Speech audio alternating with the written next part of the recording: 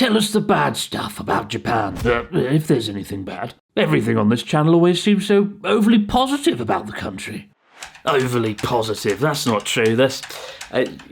Alright, there might be some element of truth in that. In many ways, over the last 9 years, this channel has become one great big sales pitch for living in Japan.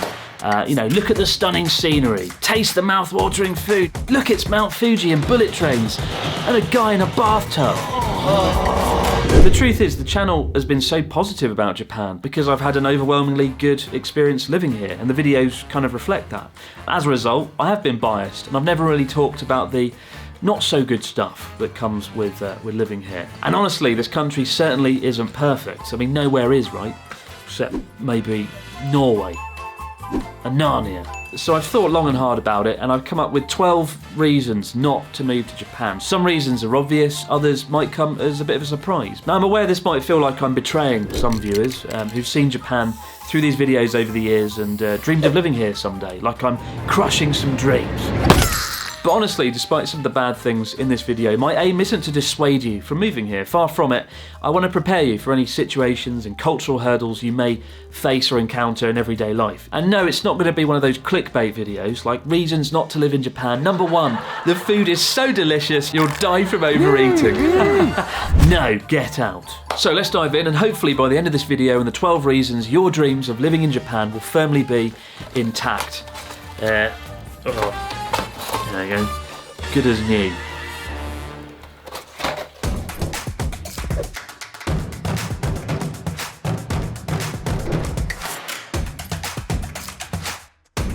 Do you like watching films in the evening without headphones? Or having a space in your kitchen to cook food? Maybe you just enjoy sitting in your chair without hearing your neighbours through the wall.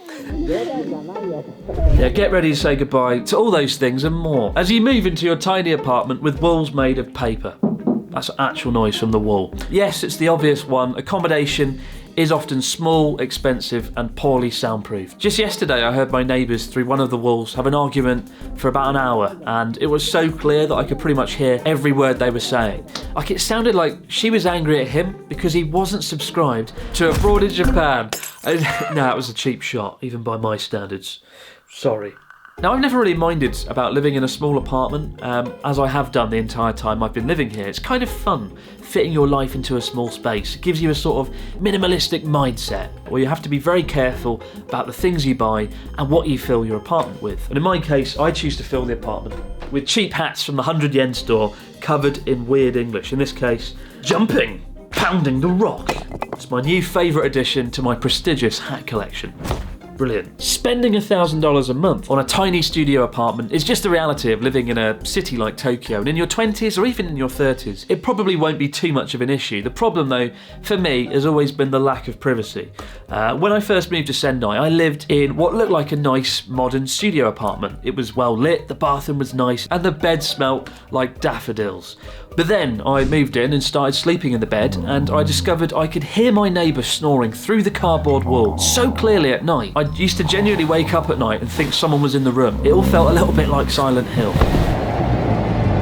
Another time I ended up with a neighbour who happened to be the worst neighbour in the history of Japan, with a daily experience that pushed me to the brink of my sanity. Every morning at 7 AM, I'd be in bed, fast asleep, and my neighbour, this guy, would leave for work, and there'd be a bang on the door and you'd hear his footsteps trail off.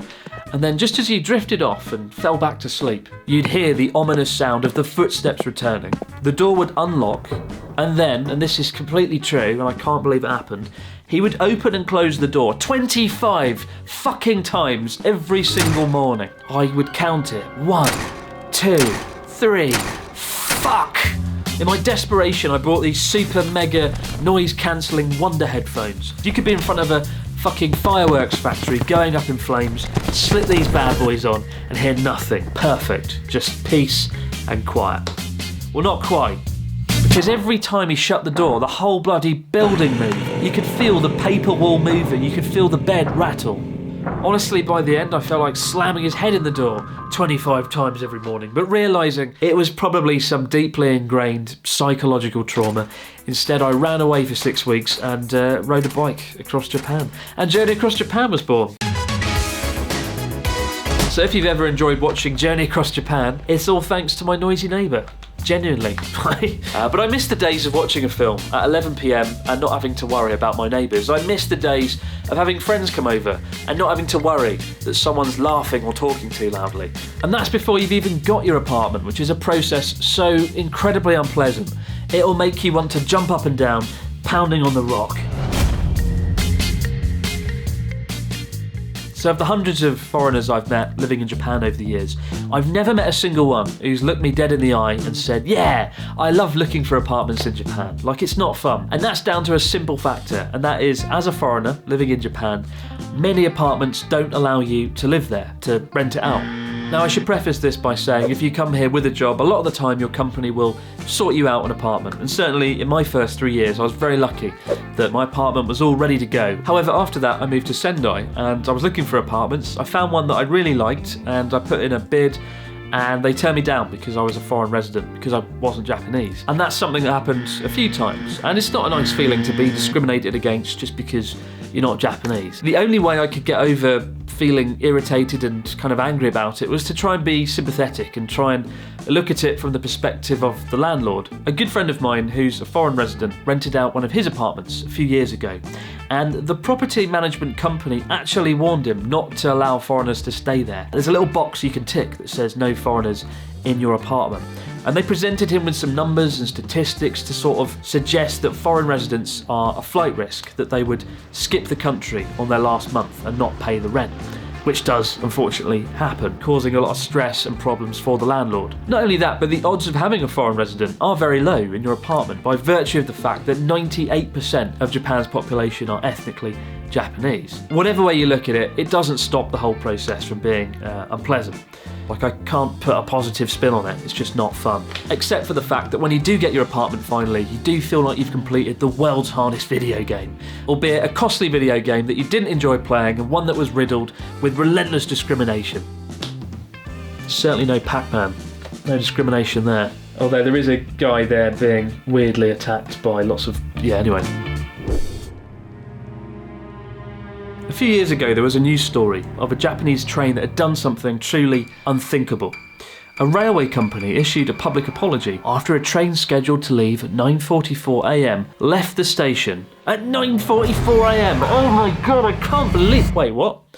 Yes, that's right, a train had left the station 20 seconds early. It was supposed to leave at 9 minutes 44 and 40 seconds, but it left at 9 minutes 44 and 20 seconds. Oh my god. While Western media are gobsmacked at the concept of a train apologising for leaving more or less on time, it also makes sense in Japan, the country where things are formidably punctual, things are on time, and things always run and work like clockwork. As a consumer, Japan is pretty much perfect. I mean, we've already seen that. But of course, all of this comes at a price. There's a reason everything works so well in Japan, and it comes at human cost. It's built on the back of a workforce who sacrifice so much for the greater good of society. Working for a Japanese company can be brutal, particularly a medium to large organisation.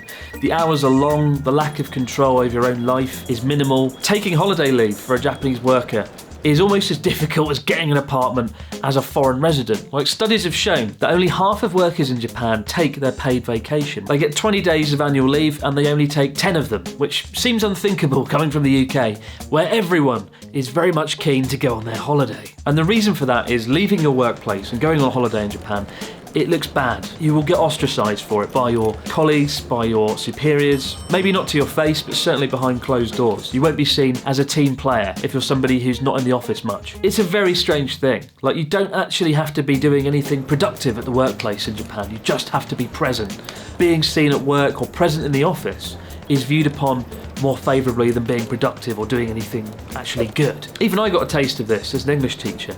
I could go home at 4:30 p.m. every day, but if I stayed until 6 p.m. and just sat at my desk working on something or studying some Japanese or just playing with my pencil, colleagues would sort of come over and just commend me for my excellent hard work. Now, you might be thinking, well, if I do overtime, at least I get paid for it. But typically in Japan, you don't get paid for overtime work. So not only are you being unproductive, not only are you spending lots of time unnecessarily at work, but you're not getting paid for it either. Sadly, studies have shown that job satisfaction is far lower in Japan than it is in the UK and the US. And while I have seen more foreign workers have their dreams crushed of living and working in Japan by this point, perhaps more than any other on this list, this is a proper dream-crushing point. The good news is I do know a lot of foreign people living and working in Japan in jobs they enjoy, typically for smaller, more entrepreneurial, forward-thinking companies or foreign companies that have a base in Japan. So there is still hope, but the country does have an overwork problem, and hopefully, at some point, they'll realise that and start confronting it. One of the hardest things about moving here in my first year, and something that I really wasn't prepared for, was losing my independence. Want a new car or a phone contract, want to set up a bank account. Hell, maybe after a long day at work, you just want to use your microwave. Well, good luck with that, because when you first move here, you're going to need someone to do it all for you. You're going to need a lot of help. You might be thinking, well, don't move to Japan then, if you don't know any Japanese. And you'd have the same problems in any country that doesn't speak your native language. But honestly, as time progressed, it often became less of a language issue and more of a cultural issue. The paperwork is endless and daunting. You use outdated technology every day, fax machines, personal seals, aka stamps, not actual seals. That would be far more exciting.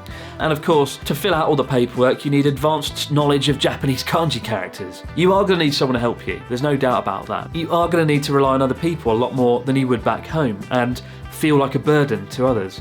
And if you're someone like me who's fiercely independent, then it's really not that fun. So imagine you're having a bad day. You've just been rejected from getting another apartment, and someone's told you that your YouTube channel should be called A Boring in Japan. I'm not boring. I'm not boring at all.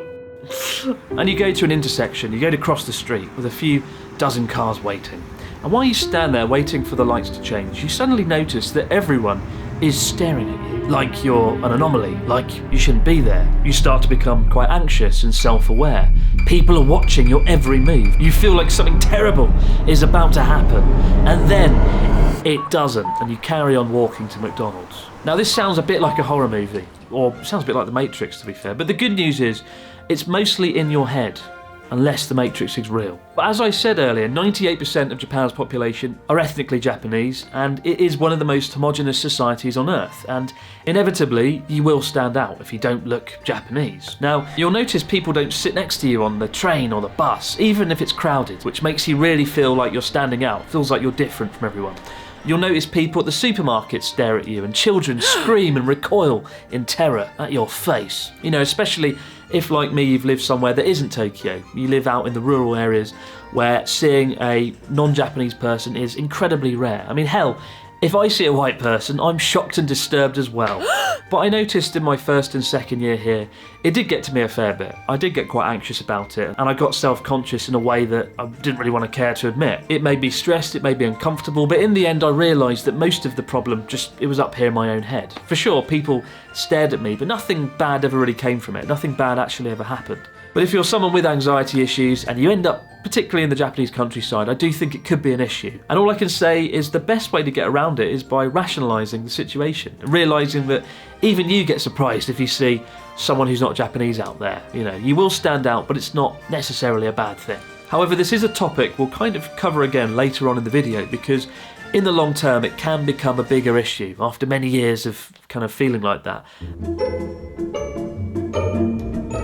Now, the Tokyo Olympics has had a bumpy ride this last year, and just as things couldn't get worse, the head of Japan's Tokyo Olympic Committee, Yoshiro Mori, was forced to resign after making some rather bold remarks. Responding to the idea that more women should be featured in board meetings, he came out with the remark, "If we increase the number of female board members, we have to make sure their speaking time is restricted, as women have difficulty finishing, which is annoying."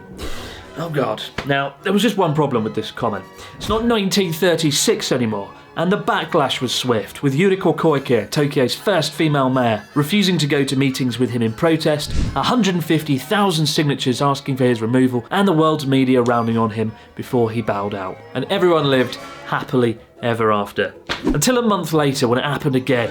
This time, the creative director of the Tokyo Olympic opening ceremony, Hiroshi Sasaki, had jokingly suggested that one of Japan's top comedians, Naomi Watanabe, should be dressed up in the opening ceremony as a pig. To quote Hiroshi Sasaki, Naomi Watanabe could appear as an Olympic. Olympic, what the fuck is that? Unsurprisingly, he got the chop too. And no, we're not talking pork chops.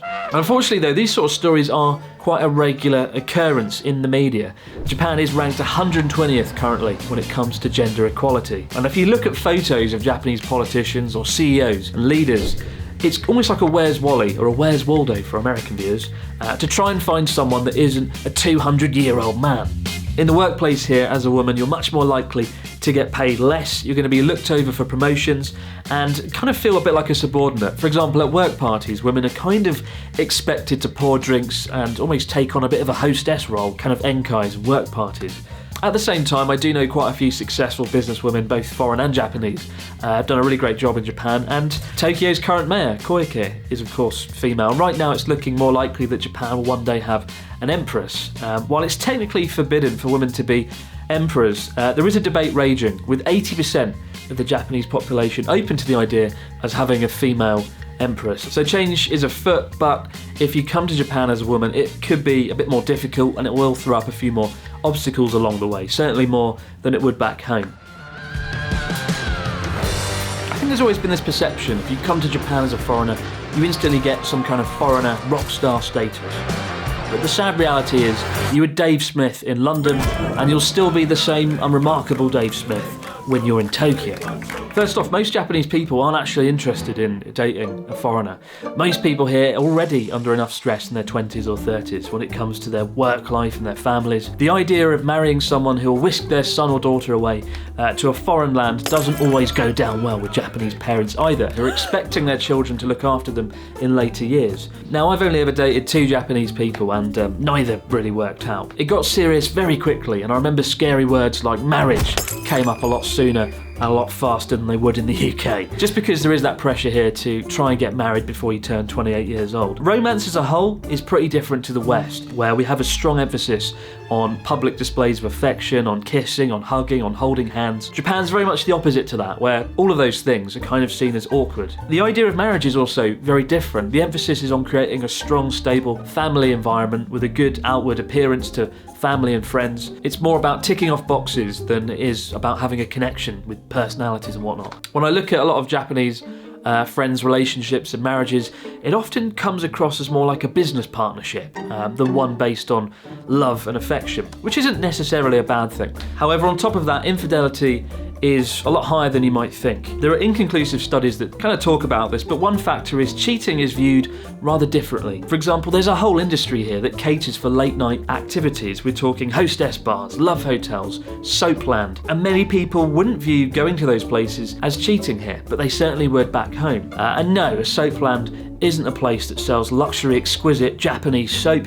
Go and look it up on Google. I don't want to get this video demonetized. But I've spent many a long night drinking with friends who are dating a Japanese person here, who are baffled about the cultural differences in between and stressed from the pressures of having to marry quickly and have kids a lot quicker than they'd want. At the same time though, I do know plenty of couples who have made it work, and it worked out fantastically, but it's not as easy to date here as you might think, and it will take more patience, more compromise, and more language learning, certainly, to make it succeed than it ever would back home.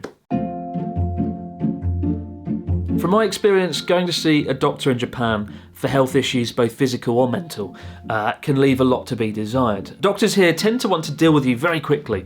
They will ask you what's wrong, they'll throw some pills at you, and they'll send you on your way. You know, these aren't pills, by the way, these are Tic Tacs. Dr. Chris is in town. It's my prescription. But some clinics just seem to be downright dodgy. I once saw a doctor when I had something wrong with my stomach. Perhaps unsurprising, given my fried chicken addiction, it caught up with me. But I was told that I'd need an endoscopy, where they put a tube down your throat and into your stomach. I thought it'd be like a thin little piece of string. It turned out to be the width of a flashlight. Like, it was really big, and it remains to this day the worst experience of my life so far. Second only to watching the final season of Game of Thrones. For the most invasive surgery of my life, I was taken into what can only be described as a broom cupboard, put on my side and given some liquid which was supposed to numb my throat. It didn't work, and I felt the entire procedure with incredibly painful clarity. But the reason they put it down there was to take some photos and print them out. And after they took the photos, they pulled out the cable and started printing them off, where it quickly transpired that there wasn't enough paper in the fucking printer, and half of the crucial photos showing if I was going to die or not were just lost forever. Like, there was an awkward pause where the doctor looked at the printer, looked at the photos, and then sort of looked at me as if to say, oh, I might have to do it again. And I looked back as if to say, fuck right off, I'd rather die at this point. But the moral of the story is choose your doctor very carefully and don't live off a diet of fried chicken. At the same time, major Japanese hospitals are very well run, they're very clean and spotless, the staff are fantastic, and the health service is good here. But then, of course, there's mental health, and that unfortunately is a bit of a taboo subject. An acquaintance of mine who once had severe depression went to see a doctor here and was told in no uncertain terms, you should be more happy. Brilliant, fantastic. Depression has been cured, and I've since taken that advice and turned it into a groundbreaking audio self-help guide. Now, I get a lot of messages from folks who have anxiety or depression and want to move to Japan, and I can't really give any expert advice, but what I will say is moving to Japan could honestly go both ways. If you have chronic mental health issues and you're taking medication, moving far away from friends and family to a country where you can't speak the language or easily see a specialist is in all likelihood going to make the situation worse. So before taking that leap, make sure you weigh up the pros and cons and speak to a professional doctor about it, because when you're here, it is going to be difficult to get the support that you may need. Perhaps unsurprisingly, one of the questions I get asked the most is what kind of jobs are there for foreigners in Japan? What kind of opportunities are there?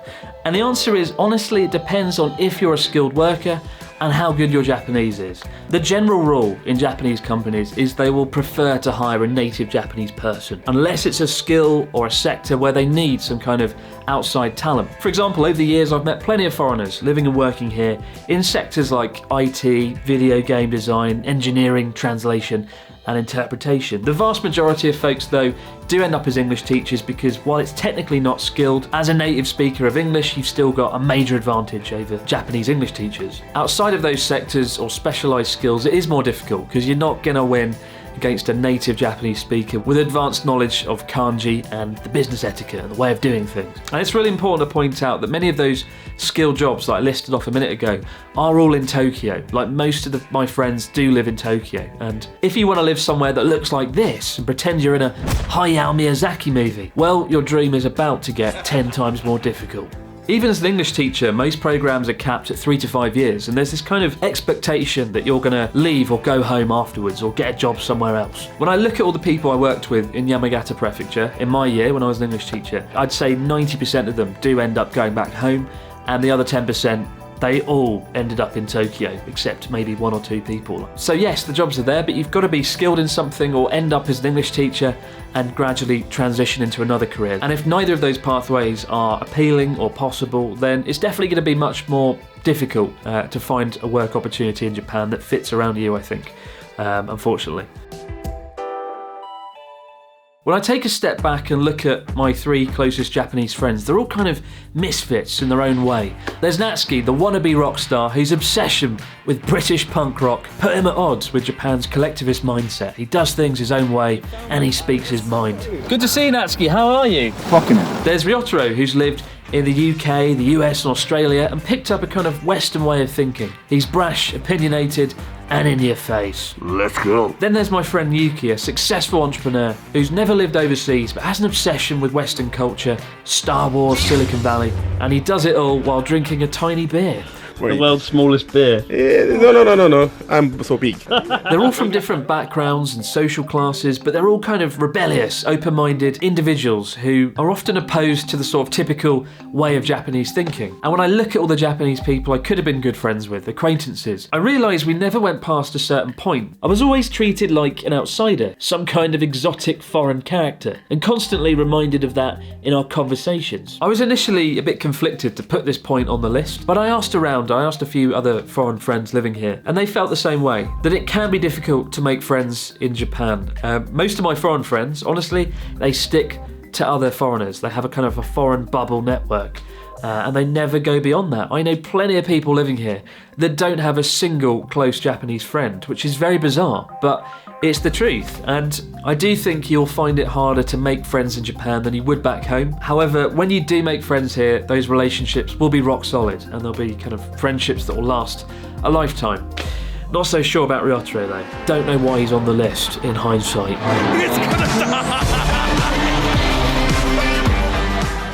So a few years ago I made a video called 12 Things Not to Do in Japan. It's the most successful video on the Abroad in Japan channel, and in many ways I hate it. I hate that video.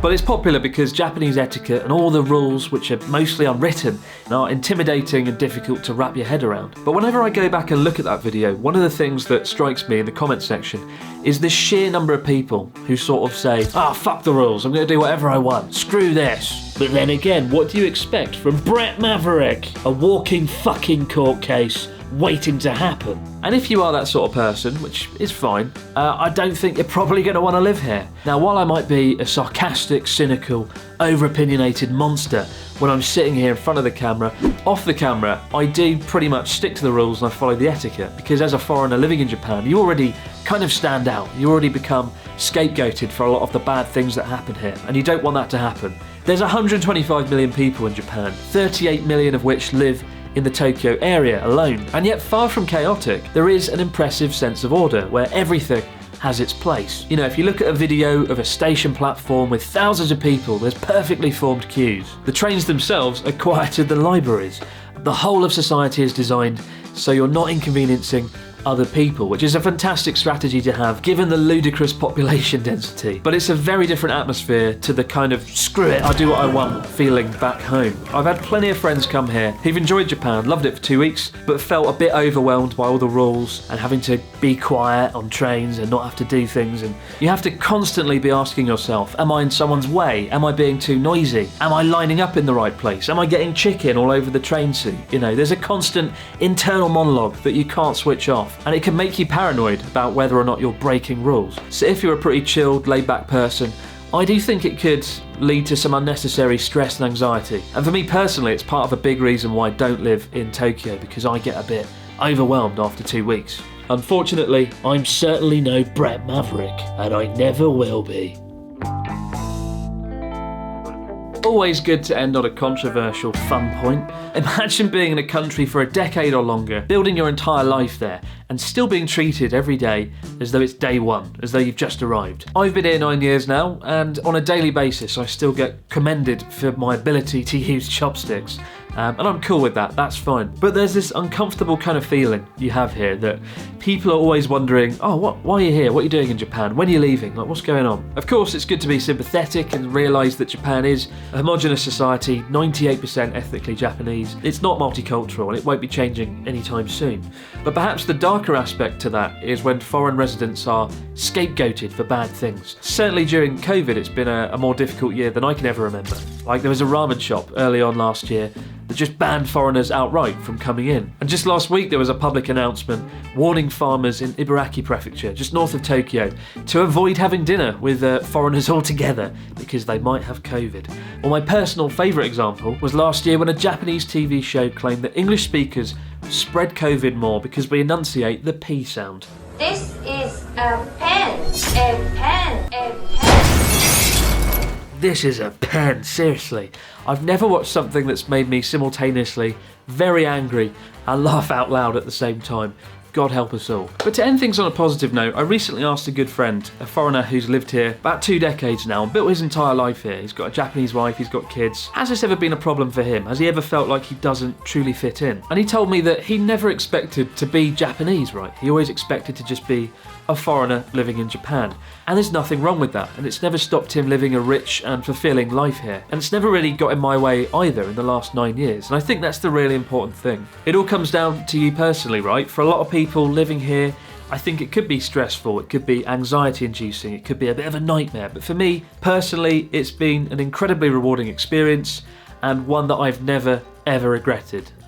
Which is pretty reassuring. I'll be keeping an eye on the comments in this video to see if you guys have a specific point that I've raised in this video that you'd like me to build on or talk about in more detail or dedicate a video to. So do right away, do kind of leave your thoughts. I imagine there'll also be people who are angry at this video and might react to it and say some bad things. From my experience, if you're ever critical of Japan, you always get comments like, if you don't like it, why are you there then? If you don't like it, just leave. But I think this video is worth it, and I stand by all the points that I've made. As for me, I'm off to buy some more hats for my hat collection. What else would you expect from a boring in Japan?